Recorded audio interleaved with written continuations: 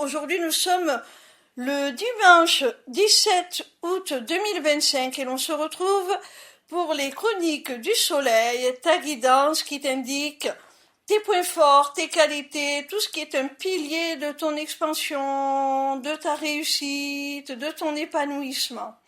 Cette semaine, j'ai effectué mon tirage avec l'oracle du cri des âmes d'Isabelle Serre, illustration de Daphna Seban. La première carte que j'ai tirée est celle de l'abandon. Elle nous montre que tu as pu être confronté à la blessure d'abandon, mais tu as su en guérir, tu as su en faire finalement une force. Cette blessure a renforcé ton autonomie, ta confiance en toi. Tu sais aujourd'hui que tu es parfaitement capable de répondre à tous tes besoins sans l'aide de personne.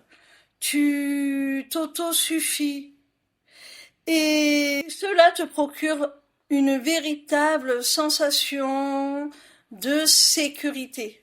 La seconde carte que j'ai tirée s'intitule « Le manque d'amour de soi ». On a vu avec la carte précédente que tu avais pu être confronté à la blessure d'abandon, mais que tu l'avais surmontée, puisque nous sommes dans une guidance positive et que tu avais su, dans un esprit de résilience,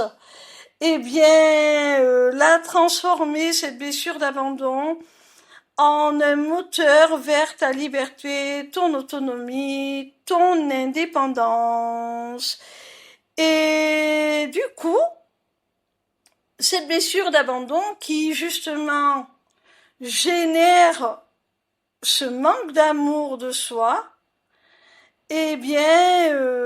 puisque tu l'as transformée en cette énergie motrice, comme on l'a précisé, elle en a fait que renforcer ta confiance et ton amour pour toi-même. En effet, plus tu as été autosuffisant, plus tu as été capable de répondre par toi-même à tes besoins, et plus tu t'es aimé et plus tu as eu d'estime pour toi. La troisième carte que j'ai tirée s'intitule « Les certitudes ». Alors cette carte, elle est à interpréter sous deux angles. Le premier nous montre que tu es quelqu'un qui a des convictions. Tu es quelqu'un qui a la foi en ses certitudes. Tu es convaincu que tu obtiendras ce que tu souhaites. Tu as confiance en toi. Tu es convaincu de ta capacité à pouvoir faire face à tout imprévu. Tu n'as plus peur. Parce que même si tu es confronté à des événements déstabilisants, tu sais que toi, tu es en mesure de maintenir ton équilibre. Donc tu n'as pas de crainte. Le deuxième angle, c'est celui qui nous montre que tu as pu être confronté par le passé à de fausses croyances.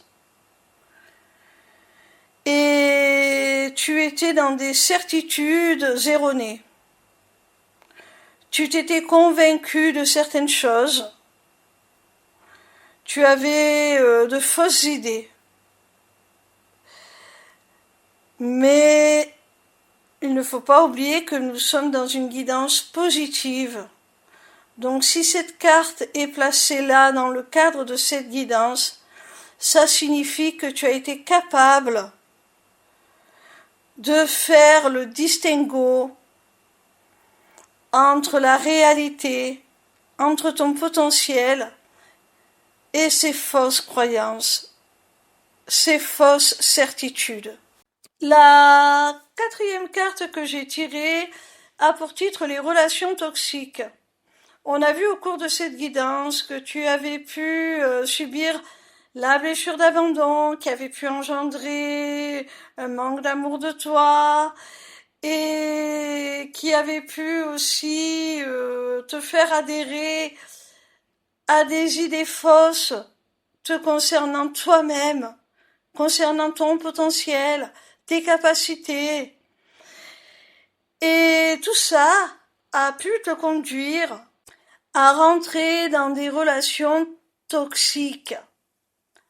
Mais aujourd'hui, avec tout le travail que tu as fait sur toi, justement, tu sais très bien reconnaître ce type de dynamique dans une relation et t'en écarter dès que tu en perçois les red flags. Tu sais t'en protéger dorénavant. La cinquième et dernière carte s'appelle la nuit noire de l'âme. Alors cette carte, elle nous montre, mon petit rayon, que tu as su te plonger en profondeur dans ce qu'il y avait de plus obscur en toi. Tu t'es accepté. Tu t'es aimé malgré ta part d'ombre, malgré tes défauts. Tu as surmonté tes blessures.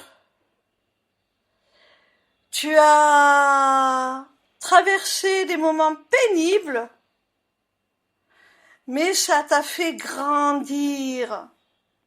Ça t'a permis de révéler ta véritable lumière, de te rendre compte de ton véritable potentiel, de ta véritable valeur.